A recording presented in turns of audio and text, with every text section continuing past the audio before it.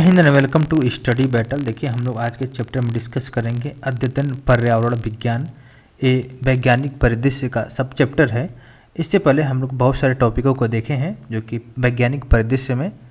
अब देखेंगे अद्यतन पर्यावरण विज्ञान जो कि बहुत ज़्यादा इम्पोर्टेंट है। इसको आप 5 स्टार लगा लीजिए क्योंकि इससे ज़्यादा इम्पोर्टेंट कुछ हो ही नहीं सकता है। ये चैप्टर बहुत ज़्यादा इम्पोर्टेंट है क्योंकि इसमें देखिए इस चैप्टर से जो पर्यावरण का स्टैटिक्स है, स्टैटिक्स से भी इसमें कुछ पार्ट दिया हुआ है जो है, तो स्टैटिक और करंट अफेयर दोनों इसमें है, तो बहुत सारा चीज़ें आपको मिल जाएगा। तो देखते हैं आज का सेशन स्टार्ट करते हैं। पहला है अखिल भारतीय बाघ आकलन 2022 के विषय में। 9 अप्रैल 2023 को प्रधानमंत्री नरेंद्र मोदी जी ने अखिल भारतीय बाघ आकलन, जिसको बोलते हैं ऑल इंडिया टाइगर एस्टिमेशन के 5वें चक्र के परिणाम को जारी किए हैं। इन परिणामों को स्टेटस ऑफ टाइगर्स 2022 नामक रिपोर्ट में संकलित करके प्रस्तुत किया गया है। साथ ही साथ देखिए नवीनतम बाघ गणना के परिणाम दर्शाते हैं कि वर्ष 2022 में बाघों की संख्या बढ़कर 3167 तक पहुंच चुकी है। और उल्लेखनीय यह है कि 2018 में भारत में बाघों की संख्या कितना दर्ज की गई थी, 2967 है, जो कि अभी 2022 में बढ़कर 3167 हो गई है, जो कि बहुत ही पॉजिटिव रिस्पांस रहा है। और 2018 से लेकर 2022 के मध्य अगर बाघों की संख्या का परसेंटेज में वृद्धि देखा जाए तो 6.74% है, जो कि बहुत ही अच्छा रिस्पॉन्स है, मतलब ठीक ठाक है। इसके अलावा देखिए उल्लेखनीय है कि जो कि नवीनतम गणना के तहत 1 वर्ष से अधिक आयु के कुल 3080 व्यक्तिगत बाघों के चित्र भी खींचे गए हैं। इसके अलावा देखिए इस प्रकार बाघों की जो न्यूनतम आबादी 3167 अनुमानित की गई है। इसके बाद देखते हैं भारत में कुल बाघों की संख्या कितना है 2022 के विषय में देखते हैं। लैंडस्केप और बाघों की संख्या परिदृश्य में देखिए शिवालिक की पहाड़ी और गंगा के मैदान क्षेत्र में बाघों की संख्या 108 है। वहीं पर मध्य भारतीय क्षेत्र और पूर्वी घाट में 1161 है। पश्चिमी घाट क्षेत्र में 824 है। वहीं पर उत्तर पहाड़ी और ब्रह्मपुत्र का मैदान क्षेत्र में 194।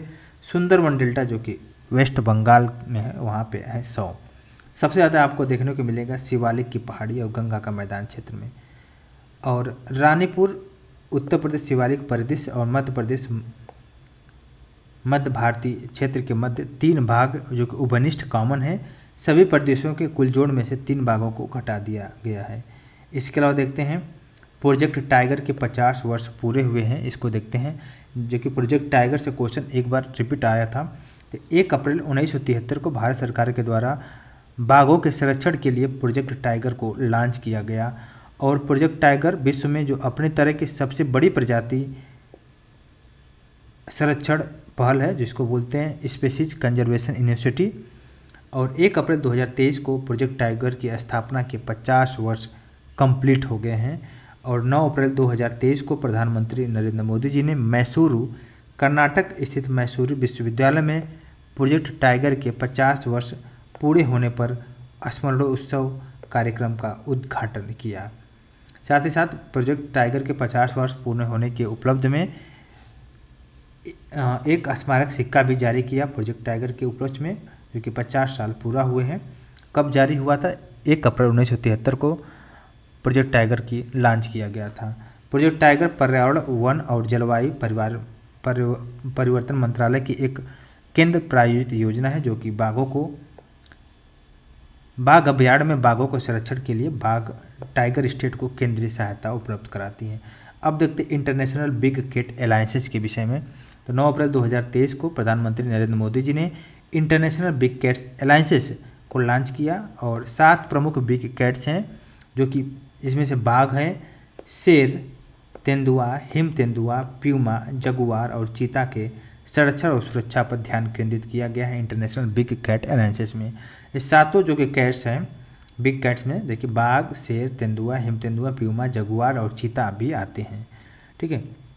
और इस अलायंसेस के सदस्यों में इन प्रजातियों को शरण देने वाले देश शामिल होंगे। अब देखते हैं इंडियन एनर्जी एक्सचेंज, मतलब भारत का पहला कार्बन तटस्थ पावर एक्सचेंज को देखते हैं। तो 14 दिसंबर 2022 को Indian energy exchange IEX carbon तटस्थ कार्बन न्यूट्रल्स पावर एक्सचेंज घोषित किया गया है। यह कार्बन तटस्थ घोषित होने वाला भारत का पहला पावर एक्सचेंज है। देखिए इसके विषय में देखते हैं। इंडियन एनर्जी एक्सचेंज भारत का एक प्रमुख ऊर्जा बाजार है जिसको बोलते हैं India's premier energy market place, जो कि विद्युत, नवीकरणीय ऊर्जा और प्रमाण पत्रों के भौतिक वितरण के लिए एक राष्ट्रव्यापी स्वचालित ट्रेडिंग प्लेटफॉर्म प्रदान करता है। इसके अलावा नेक्स्ट को देखते हैं। नेक्स्ट में देखते हैं कार्बन तटस्थता का अर्थ के विषय में देखते हैं। किसी व्यक्ति, कंपनी या देश को कार्बन तटस्थता के रूप में जाना जाता है यदि वह दिन प्रतिदिन की गतिविधियों द्वारा वायुमंडल में मुक्त जो रिलीज की जाने वाली कार्बन डाइऑक्साइड को उनके द्वारा वायुमंडल से अवशोषित या हटाई जाने वाली कार्बन डाइऑक्साइड की मात्रा से संतुलित कर देते हैं। और इसे ही बोला जाता है शुद्ध शून्य कार्बन उत्सर्जन, नेट जीरो कार्बन इमिशन, क्योंकि समग्र रूप से ओवरऑल रूप से देखा जाए तो वायुमंडल में जोड़ी जाने वाली जो कार्बन डाइऑक्साइड की मात्रा होती है शून्य होती है नेट जीरो कार्बन उत्सर्जन में। इससे बहुत ज़्यादा इंपॉर्टेंट है, इसको स्टार मार्क लगा लीजिए। कार्बन तटस्थता का अर्थ आपने समझ गया, जो दिन प्रतिदिन की गतिविधियों द्वारा वायुमंडल में जो रिलीज की जाने वाली जो कार्बन डाइऑक्साइड है उनके द्वारा वायुमंडल में अवशोषित या हटाई जाने वाली जो कार्बन डाइऑक्साइड की मात्रा से संतुलित कर देते हैं। ठीक है, और इसे बोलते हैं नेट जीरो कार्बन उत्सर्जन। अब देखते हैं नेक्स्ट जो है नीलगिरी तहर योजना। नीलगिरी तहर योजना के विषय में देखते हैं। 28 दिसंबर 2022 को तमिलनाडु ने अपने राजकीय पशु नीलगिरी तहर के संरक्षण हेतु नीलगिरी तहर परियोजना को मंजूरी दिया है। भारत में इस प्रकार की यह पहली परियोजना है और 2022 से लेकर 27 तक की अवधि हेतु लागू किया गया है नीलगिरी तहर परियोजना को। और देखिए नीलगिरी तहर के संरक्षण की आवश्यकताओं के बारे में जागरूकता पैदा करने के लिए हर वर्ष 7 अक्टूबर को नीलगिरी तहर दिवस मनाया जाता है। तो सबसे इम्पोर्टेंट पॉइंट यही है, नीलगिरी तहर दिवस जो कि मनाया जाता है 7 अक्टूबर को। ठीक है, इसके अलावा देखते हैं भारत में चीते का पुनर्वास के विषय में देखते हैं। तो 17 सितंबर 2022 को प्रधानमंत्री नरेंद्र मोदी जी ने जंगली चीतों को कूनो राष्ट्रीय उद्यान कहाँ पे, देखिए इंपॉर्टेंट पॉइंट तो यही हुआ, कूनो राष्ट्रीय उद्यान जो कि मध्य प्रदेश में रहने के लिए मुक्त कर दिया गया है। और इन चीतों को नामीबिया से लाया गया है। नामीबिया कहाँ पे है, नामीबिया से चीता को लाया गया है। 8 चीतों को लाया गया है, कूनो राष्ट्रीय उद्यान से छोड़ा गया। उनमें से 5 मादा चीते, 3 नर चीते शामिल हैं। तो 8 टोटल चीता को छोड़ा गया जिसमें से 5 मादा है और 3 है नर है। और 1952 में देश में जो विलुप्त घोषित हो चुके चीतों की लगभग 7 दशकों के बाद भारतीय भूमि पर वापसी हुई है। ठीक है, इसके बाद 7 दशक मतलब 70 वर्ष के बाद 1952 के बाद नामीबिया से चीतों को वापसी किया गया है। और 18 फरवरी 2023 को दक्षिण अफ्रीका से जो लाए गए 12 चीतों को कूनो राष्ट्रीय उद्यान में रहने के लिए मुक्त किया गया है। और चीतों का भारत में पुनर्वास प्रोजेक्ट चीता के तत्वाधान में संभव हुआ, जो किसी विशाल जंगली मांसाहारी जानवर के अंतर महाद्वीपीय स्थानांतरण की विश्व की प्रथम परियोजना, जिसको बोलते हैं world's first intercontinental large wild carnivorous translocation project बोलते हैं इसको। ठीक है, और जो नामीबिया से भारत में चीतों के हस्तांतरण में नामीबिया स्थित एक अंतर्राष्ट्रीय गैर लाभकारी संगठन जिसको बोलते हैं चीताज कंजर्वेशन फंड की भी महत्वपूर्ण भूमिका रही है। अब देखते हैं, और सबसे इम्पोर्टेंट देखिए, प्रत्येक चीते के गले में एक satellite GPS VHF radio collar लगाया गया है ताकि उनकी निगरानी पहचान किया जा सके। चीतों की उपप्रजाति जो कि भारत में विलुप्त हो गई थी वह एशियाई चीते हैं। उनका वैज्ञानिक नाम है एसियोनाक्स जुबाटियस और वेनाटिकस। ठीक है, इसके अलावा जबकि वह प्रजाति जो कि नामीबिया से भारत लाकर बसाया गया है, और वह अफ्रीकी चीता जिसका वैज्ञानिक नाम है एसियोनाक्स जेपुटस और जेपटस। अब देखते हैं चीतों के बारे में महत्वपूर्ण तथ्य को। वैज्ञानिक नाम आपने देख लिया है। विश्व में सबसे तेज दौड़ने वाले जो स्थलीय स्तनधारी हैं उसको बोलते हैं चीता। IUCN के अनुसार जो कि वयस्क चीतों की कुल संख्या या कुल ज्ञात संख्या लगभग कितना 6517 अनुमानित है। और अफ्रीका महाद्वीप में चीतों की आबादी मुख्यतः नामीबिया, दक्षिण अफ्रीका, बोत्सवाना आदि में पाई जाती है। और विश्व में किसी भी देश के संदर्भ में चीतों का सबसे ज़्यादा संख्या जो कि नामीबिया में है। इसके अलावा देखिए द चीता कैपिटल ऑफ द वर्ल्ड के उपनाम से भी जाना जाता है। और इसके अलावा देखिए किसको जाना जाता है, नामीबिया को जाना जाता है द चीता कैपिटल ऑफ द वर्ल्ड, क्योंकि बहुत सारे चीता वहाँ पे देखने को मिलेंगे। और हाल में भारत में 8 चीतों को लाया गया है, ठीक है, जो कि नामीबिया से लाया गया है। अगर वैश्विक रूप से संकटग्रस्त प्रजातियों की आयुसीएन लाल सूची जिसको बोलते हैं रेड लिस्ट, तो red list of threaten species में चीतों को वनरेबल कैटेगरी में रखा गया है। उसमें भी देखिए आयुसीएन की जो लिस्ट होती है इसमें कई सारा कैटेगरी होता है, उसमें भी वनरेबल कैटेगरी में चीता को रखा गया है। जबकि एशियाई चीता जिसका अस्तित्व बिल्कुल ही अब केवल ईरान में ही बचा है, उसको रखा गया है क्रिटिकली इंडेंजर्ड, मतलब कि बहुत ही गंभीर रूप से संकटग्रस्त जो सूची है उसमें रखा गया है एशियाई चीता को। अब केवल इसका अस्तित्व ईरान में है। और 1952 में भारत सरकार ने चीतों को भारत में विलुप्त घोषित कर दिया था।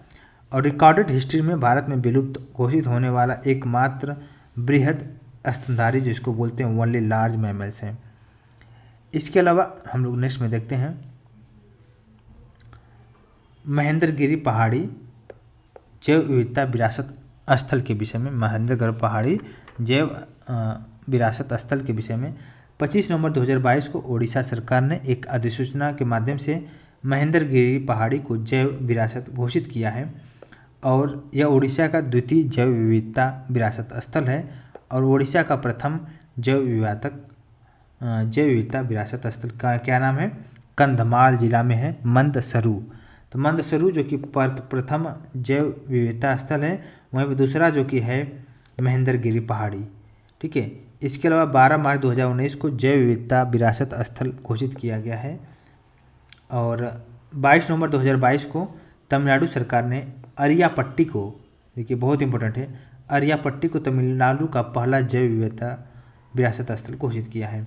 वहीं पर महेंद्रगिरी पहाड़ी गजपति जिले के परालैखु मुंडू संभाग डिवीजन में स्थित है। अरियापट्टी जैव विविधता विरासत स्थल मदुरई जिले के अरियापट्टू मीनाक्षीपुर गांव में 193.215 हेक्टेयर क्षेत्र में विस्तृत है। वहीं पर देखिए बायोलॉजिकल डाइवर्सिटी एक्ट के विषय में देखते हैं। बायोलॉजिकल डाइवर्सिटी एक्ट की धारा 37 में राज्यों में जैव विविधता विरासत स्थल जिसको बोलते हैं बायोलॉजिकल हेरिटेज साइट्स को घोषित करने संबंधी प्रावधान शामिल है। राष्ट्रीय जैव विविधता प्राधिकरण के अनुसार वर्तमान में भारत में कुल मिलाकर 36 जैव विविधता विरासत स्थल है। भारत का पहला जैव विविधता विरासत स्थल कौन है, नल्लूर टैमेरिंड ग्रोव जो कि बेंगलुरु कर्नाटक में स्थित है।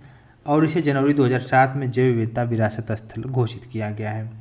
महाराष्ट्र और त्रिपुरा में सबसे ज़्यादा 5 जैव विविधता विरासत स्थल घोषित किया गया है, ठीक है। इसके अलावा देखते हैं उत्तर प्रदेश में जैव विविधता विरासत के स्थल की संख्या 1 है, मध्य प्रदेश में संख्या 3 है, बिहार में कोई भी जैव विविधता विरासत स्थल नहीं है। तो अब देखते हैं भारत में जितने भी 36 के 36 जैव विविधता विरासत स्थलों को देखते हैं और इनको डिस्कस करते हैं कहाँ पे कहाँ है, क्योंकि इस तरह के क्वेश्चन बहुत ज़्यादा देखने को मिलता है। तो पहला देखते हैं, पहला जो जैव विविधता विरासत स्थल है नल्लूर टैमेरिंड ग्रोव जो कि बेंगलुरु कर्नाटक में है। होग्रेकन जो कि कर्नाटक में है, चिकमंगलुरु में है। University of agriculture sciences Gandhi कृषि विज्ञान केंद्र ये भी कर्नाटक में है। और अंबारागुडा ये शिमोगा कर्नाटक में है। और गलोरी ऑफ अल्लापल्ली जो कि गढ़चिरौली महाराष्ट्र में है। टोंगलू दार्जिलिंग पश्चिम बंगाल में है। धोत्रे जो कि दार्जिलिंग पश्चिम बंगाल में है। इसके अलावा देखिए डायलांग गांव जो कि तामेंगलांग मणिपुर में है। अमीनपुर झील ये भी तेलंगाना में है। माजुली असम में है। घड़ियाल पुनर्वास केंद्र उत्तर प्रदेश में। चिल्कीगढ़ कनकदुर्गा पश्चिम बंगाल में। और कुर्सियम कमलिंग जो कि मेघालय में है। मंदसरू जो कि अभी हम लोग देखे हैं उड़ीसा में है, जो कि पहला जैव विविधता स्थल है उड़ीसा का। पूर्वतली राय जो कि गोवा का है। नारो हिल्स कहाँ पे है, नारो हिल्स मध्य प्रदेश में। पतालकोट भी मध्य प्रदेश में है। असरामम केरल में है। बम्बार्डे मिस रिस्टिका स्वैम्स महाराष्ट्र में है। गणेश सिंध गार्डन ये भी महाराष्ट्र में है, ठीक है। इसके अलावा आप देख सकते हैं हिमाचल प्रदेश में देखिए सैंक्रो गो एट सुरल भटोरी मोनेस्ट्री है, हाई एल्टीट्यूड मीडो हो गया, विर्च पाइन फॉरेस्ट पैंच हो गया, ये सब हो गया। ठीक है, बारामूला वाटरफॉल कहाँ पे है? वो खोवाई त्रिपुरा में है। ऊनाकोटी त्रिपुरा में ऊनाकोटी है। ठीक है, तो इस तरह आप देख सकते हैं। महेंद्रगिरी हिल अभी हाल में ही गजपति उड़ीसा में है, महेंद्रगिरी हिल जो कि सेकंड है उड़ीसा का। अब देखते हैं ब्लू फ्लैग प्रमाण पत्र के विषय में देखते हैं। तो 26 अक्टूबर 2022 को पर्यावरण जल परिवर्तन मंत्रालय द्वारा हाल में ही भारत के 2 समुद्री तटों को ब्लू फ्लैग प्रमाण दिया गया है। ये ब्लू फ्लैग प्रमाण दिया गया जो तट है, तट में पहला तट है थुंडी तट जो कि मिनिकॉय और कदमत तट है, दोनों ही लक्षद्वीप में स्थित है, थुंडी और कदमत तट। इसके अलावा भारत में कुल मिलाकर 12 तटों को ब्लू फ्लैग प्रमाण पत्र मिल चुका है। अब तक 50 देशों के 5066 समुद्र तटों और बंदरगाहों और पर्यटक निकायों को ब्लू फ्लैग प्रमाण प्रदान किया गया है, जिसमें से भारत में 12 जो समुद्र तटों को ब्लू फ्लैग प्रमाण किया गया है उसमें से शिवराजपुर गुजरात का, घोघला जो कि दादरा और नगर हवेली दमन और दीव है, और पुदुपिबरी जो कि कर्नाटक में स्थित है। इसके अलावा देखिए कासरकोड ये भी कर्नाटक में स्थित है, कप्पड़ ये भी देखिए केरल में है। इसके अलावा कप्पड़ के अलावा देखिए क्या है, ईडन है जो कि पुडुचेरी में है, कवेलम हो गया ये भी तमिलनाडु में है, कोवलम, ऋषिकोंडा आंध्र प्रदेश, गोल्डन उड़ीसा, राधानगर स्वराज द्वीप अंडमान निकोबार द्वीप समूह, थुंडी द्वीप लक्षद्वीप और कदमत द्वीप ये भी लक्षद्वीप में है। ब्लू फ्लैग कार्यक्रम के विषय में देखते हैं। फाउंडेशन फॉर एनवायरमेंटल एजुकेशन द्वारा ब्लू फ्लैग सहित कुल मिलाकर 5 कार्यक्रमों का संचालन किया जाता है। ब्लू फ्लैग समुद्र तटों, बंदरगाह, नौका पर्यटन संचालकों को प्रदान किए जाने वाला जो विश्व के सबसे ज़्यादा मान्यता प्राप्त इको लेबल में से एक है ब्लू फ्लैग। ब्लू फ्लैग जो कि समुद्री तट विश्व के सबसे स्वच्छ तट माने जाते हैं। ब्लू फ्लैग जो ब्लू फ्लैग प्रमाण किया जाता है तो वहाँ पर मतलब ये है कि बिल्कुल अच्छा है, वहाँ पे पर्यटन की दृष्टि से बहुत अच्छा माना जाता है वहाँ पे।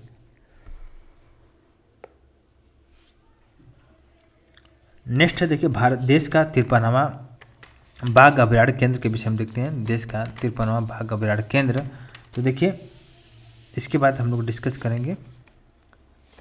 तो 19 अक्टूबर 2022 को उत्तर प्रदेश सरकार के द्वारा रानीपुर बाघ अभयारण्य रिजर्व के गठन की अधिसूचना को जारी किया है। रानीपुर बाघ अभयारण्य उत्तर प्रदेश के चित्रकूट जिले में स्थित है। यह 53वां बाघ अभयारण्य है और राज्य सरकार के द्वारा रानीपुर बाघ अभयारण्य की अधिसूचना जारी करने से पूर्व इस क्षेत्र में 2331 हेक्टेयर क्षेत्र का वर्ष 1977 में रानीपुर वन्य जीव विहार के रूप में अधिसूचित किया गया था।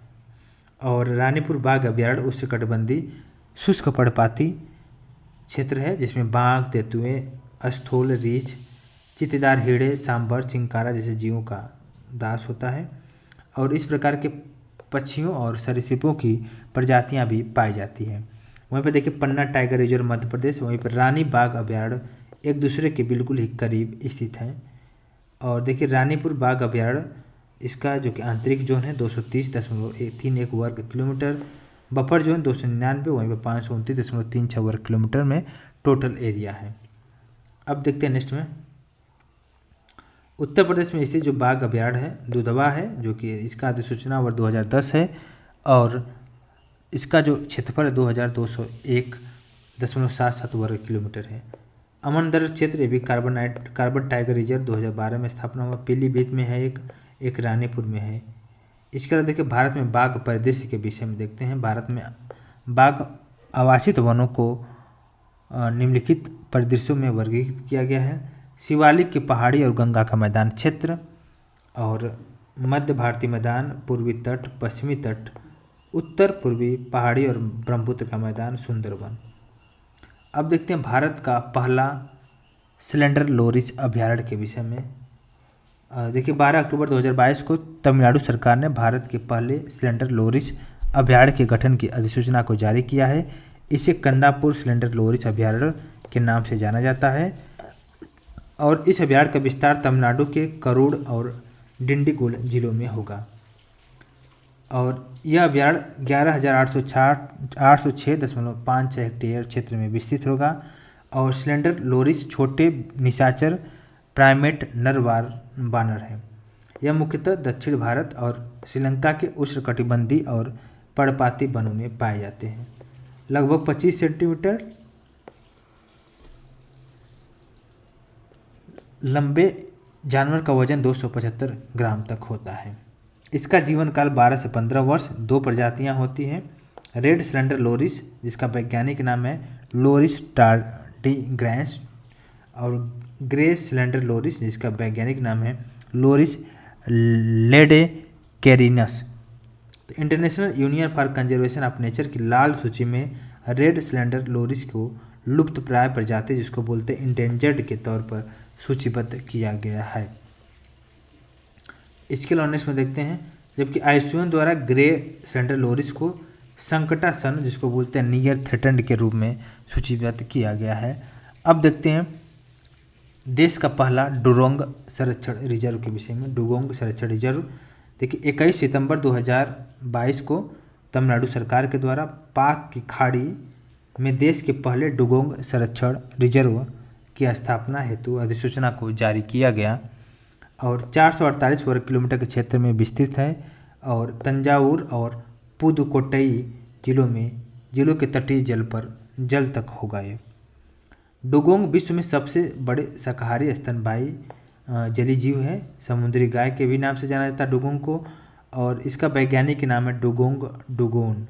ठीक है, डुगोंग भारत में मन्नार की खाड़ी, पाक की खाड़ी, कच्छ की खाड़ी और अंडमान निकोबार में पाए जाते हैं।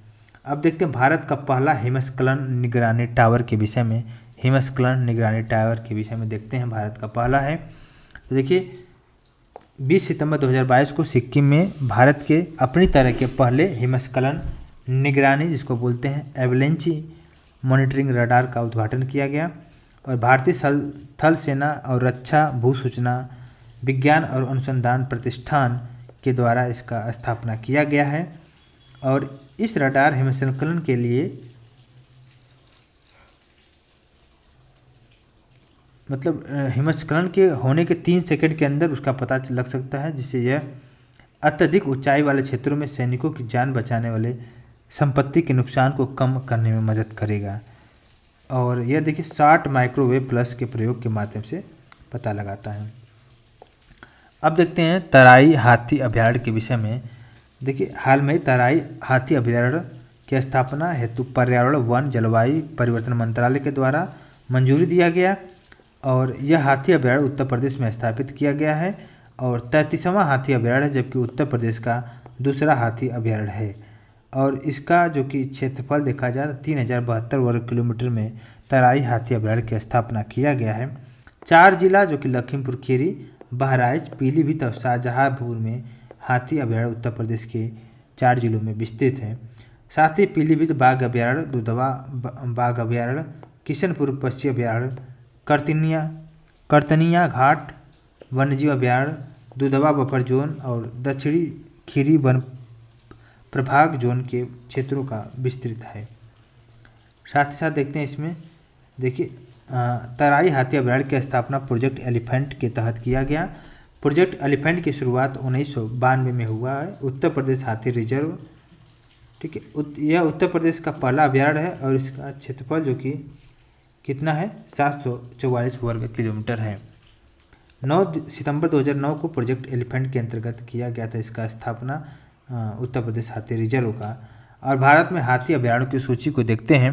रायला हाथी अभयारण्य जो कि आंध्र प्रदेश में है, कोमेंग जो कि अरुणाचल प्रदेश में, द अरुणाचल प्रदेश है और शोनितपुर हाथी अभयारण्य जो कि असम में है, दिहिंग पटकाई असम हो गया, काजीरंगा भी असम हो गया, धनसिरी भी असम हो गया, चिरांग रिहू हाथी अभयारण्य ये भी असम में है, बादलखोल छत्तीसगढ़ है, लेमरू हाथी ये भी छत्तीसगढ़ है, सिंहभूमि और ये झारखंड में है, मैसूर हाथी तो पता है, डांडेली भी महाराष्ट्र कर्नाटक में है, वायनाड आपको पता है केरल में है। इसके अलावा क्योंकि राहुल गांधी का कंस्टिट्यूंसी है, और नीलाम्बूर जो हाथी अभयारण्य जो कि केरल में है, अनामुडी केरल, पेरियार केरल, गारो हिल्स तो हाथी अभयारण्य जो कि मेघालय में है, इंटकी हाथी अभयारण्य जो कि नागालैंड, सिंगपान नागालैंड, मयूरभंज हाथी अभयारण्य जो कि उड़ीसा में है। महानदी हाथी अभयारण्य उड़ीसा में। संबलपुर उड़ीसा हो गया। नीलगिरी तमिलनाडु। कोयम्बटूर तमिलनाडु। अन्नामलाई तमिलनाडु। वहीं पर नेक्स्ट में देखा जाए, नेक्स्ट में है देखिए अगस्तमलाई तमिलनाडु है। श्रीविल्लुपुतूर तमिलनाडु में है। और उत्तर प्रदेश हाथी अभयारण्य जो कि उत्तर प्रदेश में है।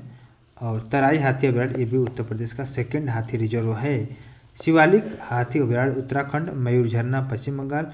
पूर्वी द्वार हाथी जो कि अभयारण्य कहाँ पे है, पश्चिम बंगाल में है। इसके अलावा हम लोग नेक्स्ट पॉइंट देखते हैं। हाल में ही 3 हिमालयी पौधे जिसका नाम IUCN की लाल सूची में शामिल किए गए हैं।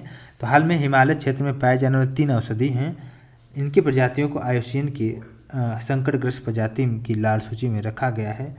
ये 3 प्रजाति हैं मीजोट्रोपिस पेलिटा और फ्रिटिलोरिया सिरहोसा और डेक्टाइलोरिया हतागिरिया। और मीजोट्रोपिक्स पेलिटा को सामान्य दाब पटवा के रूप में जाना जाता है। सदाबहार झाड़ी है और इसका विवरण सीमित मात्रा में है। यह उत्तराखंड का स्थानिक पौधा है। गंभीर रूप से संकटग्रस्त जो क्रिटिकली इंडेंजर्ड के रूप में सूचीबद्ध किया गया है। वहीं पर देखिए फ्रिटिलोरिया सिरोहोसा को सामान्यतः हिमालयी फ्रिटिलरी के नाम से जाना जाता है। बारहमासी और बल्बनुमा जड़ी होती है। IUCN की लाल सूची में वनरेबल कैटेगरी में इसको शामिल किया गया है 3 हिमालय को। इसके अलावा देखिए डेक्टाइलोरिया जो कि हतागिरिया को सामान्यतः नाम जाना जाता है सलाम पंजा के रूप में जाना जाता है। यह 12 कंद प्रजाति है। यह अफगानिस्तान, भूटान, चाइना, भारत, नेपाल, पाकिस्तान के हिमालयी क्षेत्रों के स्थानिक प्रजाति हैं। ठीक है, तो कौन कौन सा था? मीजोट्रोपिस पेलिटा, फ्रिटिलोरिया सिरहोसा और डेक्टाइलोरिया हतागिरिया। ठीक है, अब देखते हैं भारत के 75 रामसार स्थल को देखते हैं और डिस्कस करते हुए चलते हैं। तो देखिए 13 अगस्त 2022 को केंद्रीय पर्यावरण मंत्रालय, जलवायु परिवर्तन मंत्रालय के द्वारा भारत की 11 नई प्रजातियों को रामसर स्थल की सूची में शामिल किया गया है। और आज़ादी के 75वें वर्ष में देश भर में जो रामसर स्थलों की संख्या हो गई है 75 हो गया है। कुल मिलाकर 13,26,677 हेक्टेयर क्षेत्र आच्छादित है। और तमिलनाडु में 4, उड़ीसा में 3, जम्मू कश्मीर में 2 और मध्य प्रदेश महाराष्ट्र में 1 स्थल स्थित है। ठीक है, इसके अलावा नेक्स्ट में देखते हैं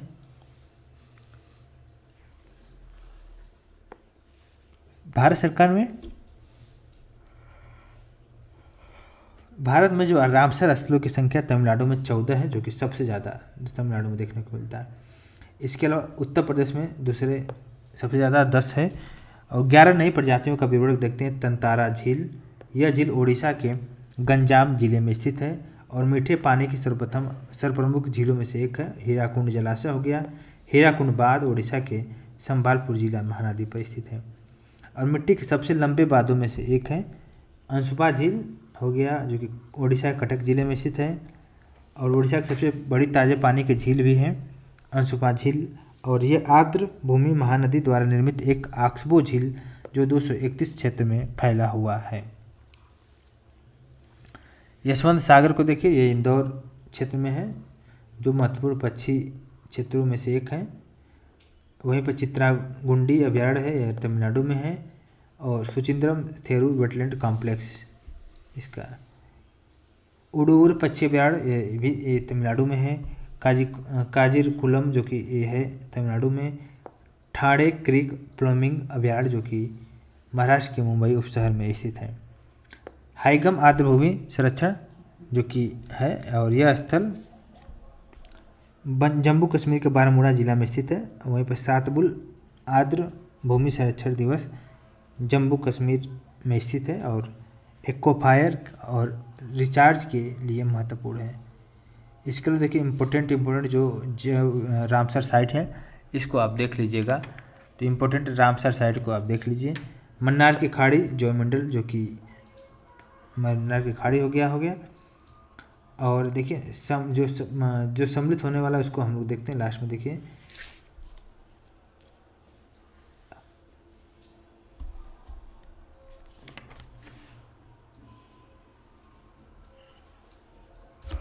देखिए उत्तर प्रदेश में अगर मध्य उड़ीसा का देखा जाए तो अब चिल्का हो गया, सतकोसिया हो गया, भीतरकनिका हो गया, तत्पारा हो गया, हीराकुंड हो गया, अंशुपा झील हो गया। वहीं पर जम्मू कश्मीर के देखिए बुलर, हकेरा और सुरिंसकर, हाईगम और सालबुल आदि भूमि ये सब है।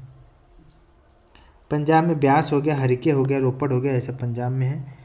इसके अलावा नेक्स्ट में देखते हैं, नेक्स्ट में क्या है, नेक्स्ट में देखिए गुजरात में घोल चील वन अभयारण्य है। बदवाना आंध्र प्रदेश हो गया। मध्य प्रदेश में भोज, सांग, सिरपुर और यशवंत नगर है। हिमाचल प्रदेश में पौंग बाध झील, चंद्रताल आदि भूमि और रेणुका आदि भूमि सबसे छोटा है। वहीं पे केरल में वेम्बनाड और रसमुडी और अस्थाम कोट्टा झील स्थित है। लद्दाख का जो है स्थल है उसका नाम है तसो मोररी और तसो कर आर्द्रभूमि कॉम्प्लेक्स। हरियाणा का भिंडवास आप जानते ही है। राजस्थान का सांबर केवलादेव, पश्चिम बंगाल का सुंदरवन आर्द्रभूमि और पूर्वी कलकत्ता है। ठीक है, इसके अलावा नेक्स्ट में देखते हैं, नेक्स्ट में क्या है, तो नेक्स्ट के चैप्टर में कंप्लीट करते हैं इसको भी। देखिए उत्तराखंड में आसन है, गोवा में नंदा देवी, कोलेरू में आंध्र प्रदेश, बिहार में काबरताल, असम में दीपोर हो गया, ये सब हो गया। अब देखते हैं विश्व की पहली फिशिंग कैट गणना के विषय में।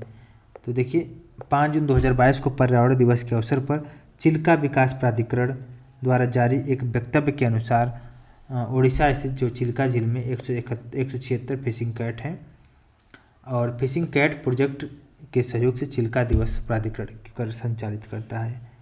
यह विश्व में फिशिंग कैट की पहली गणना है और जो किसी भी क्षेत्र में या क्षेत्र नेटवर्क के बाहर संचालित की जा सकती है। और इसका वैज्ञानिक नाम है प्रियोलैनुरस विवेरियनस है और इसका आकार है 57 से लेकर 58 सेंटीमीटर, 78 सेंटीमीटर, 5 से 16 साल तक इसका एज सीमा होता है। आर्द्रभूमि क्षेत्र और मैंग्रोव आवासों में की जाती है। सुंदरवन के मैंग्रोव वन हिमालय के तलहटी पश्चिम घाट में स्थित है। ठीक है, इसको आप देख लीजिए। इसके अलावा देखिए हम लोग का जो चैप्टर है एक कंप्लीट हुआ। इसमें थोड़ा सा एक और टॉपिक है, देश का 52वां जो कि 52 नंबर का अभयारण्य जो कि बना है रायगढ़ विषधारी बाघ अभयारण्य। वहीं पर रायगढ़ विषधारी बाघ अभयारण्य राजस्थान के बूंदी, भीलवाड़ा और कोटा जिला में स्थित है। यह 52वां अभयारण्य है। ठीक है, तो इसको आप देख लीजिएगा। रामगढ़ विषधारी बाघ अभयारण्य जो कि देख सकते हैं कोर एरिया को, बफर एरिया और संपूर्ण एरिया को।